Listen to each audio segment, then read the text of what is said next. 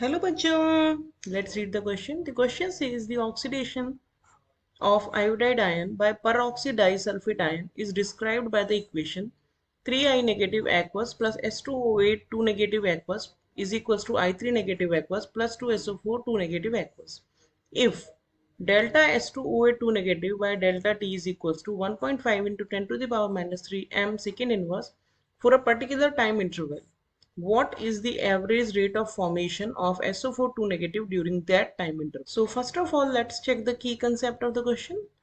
The key concept of this question is that for any reaction, like suppose this reaction is happening 2A plus 3B is equals to C plus T. तो जब हम rate of reaction लिखते हैं इन इस type की reactions के लिए, तो जो कोएफिशिएंट होता है, स्टोइकियोमेट्रिक कोएफिशिएंट होता है, उससे हमें रेट को डिवाइड करना होता है एक्चुअल रेट पाने के लिए.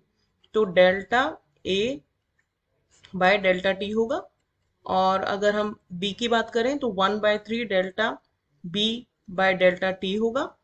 और सी की बात करें तो इसमें स्टोइकियोमेट्रिक कोएफिशिएंट जो है वो 1 है, तो इसीलिए delta C by delta T होगी रेट ऑफ रिएक्शन.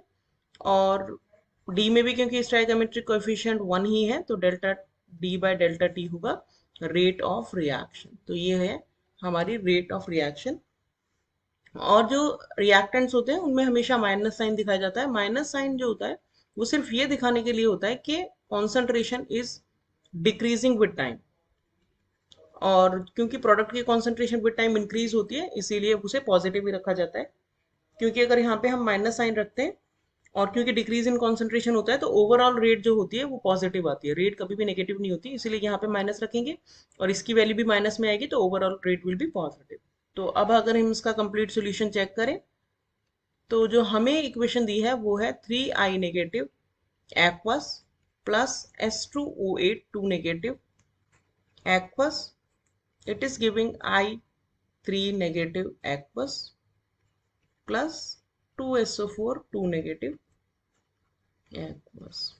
तो इसका अगर हम रेट ऑफ रिएक्शन लिखेंगे तो वो आएगा -1/3 delta I negative concentration by delta T is equal to S2O8 जो है उसमें कोई भी स्टोइकियोमेट्रिक कोएफिशिएंट उसका 1 ही है, तो minus delta S2O8 2 negative by delta T is equal to delta I3 negative का concentration, change in concentration delta I3 negative का मतलब हो गया by delta T is equal to 1/2 delta SO4 2 negative by delta T. तो ये overall हमारी rate का relation आ जाएगा. अब हमसे पूछा है average rate of formation of SO4 2 negative, यानी कि हमें पूछा है delta SO4 2 negative by delta T. This is what we want to calculate. और हमें जो दिया है वो दिया है delta S2SO4 bye delta T, ये हमें दिया है. तो हमें इन दोनों के बीच का रिलेशन देखना है, उससे हम निकाल सकते हैं. तो अगर इस इक्वेशन से हम देखें तो जो हमारा रिलेशन आएगा वो आएगा delta SO4 2 negative by delta T is equals to 2 into minus delta S2O8 2 negative by delta T. और ये वाली जो वैल्यू है हमें क्वेश्चन में गिवन है, तो इसकी अगर हम वैल्यू रख लेंगे तो ये आएगा 2 into 1.5 into 10 to the power -3, यानी कि हो जाएगा 3 into 10 to the power -3 m second inverse. यानी कि rate of formation of SO4 is 3 into 10 to the power -3 m means molar second inverse.